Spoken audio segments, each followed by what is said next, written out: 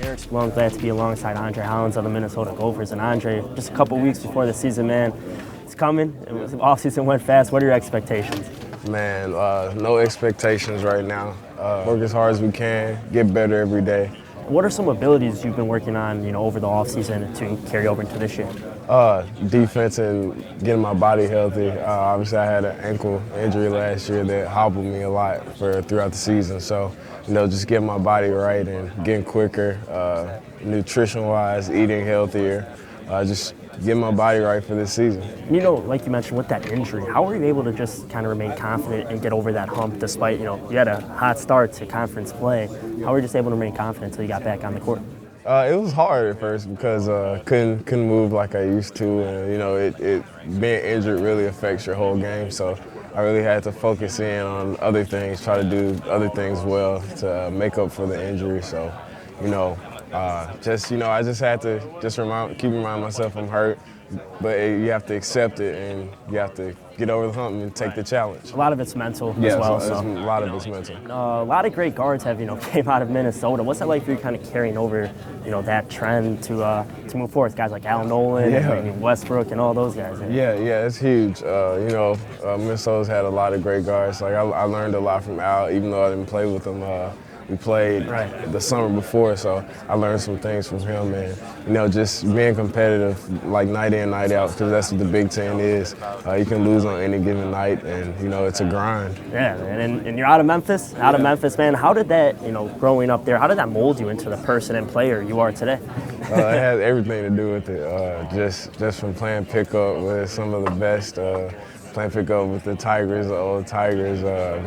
Just playing like I have Adonis Thomas playing with him, growing up playing with him, Chris Crawford growing up playing with him. They're all playing the NBA right now, so it's just a blessing. Memphis molded me, hopefully making them proud. Memphis bred it, man. There you go. And just a couple more questions for you. You and DeAndre Matthew make up one of the most underrated backcourts probably in college basketball.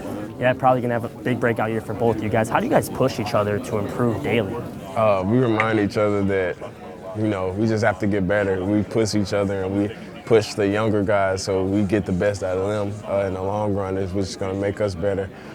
One thing I've been noticing from practice compared to last year is that our competitiveness, it's through the roof. Like everything that we do is competitive, and that's day in and day out, and I think that's what's going to really propel us this year.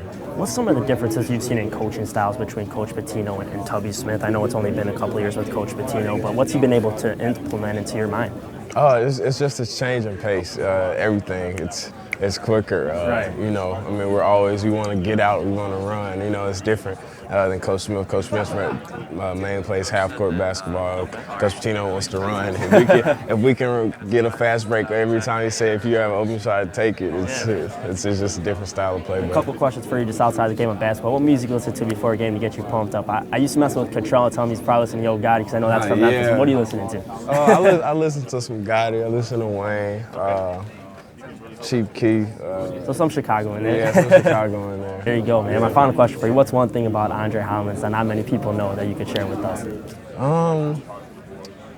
I was a huge Harry Potter fan. Really? Yeah. You reading the books as well? Or what? Yeah, actually, when I was younger, I read like 2 or 3 books. Man, those are some thick books, man. Right? So you got through all that and all the. What do you like better though, the books or the movies? I want to say the books because you can use your imagination more. But then when I go to the movies, it's better. Yeah. So.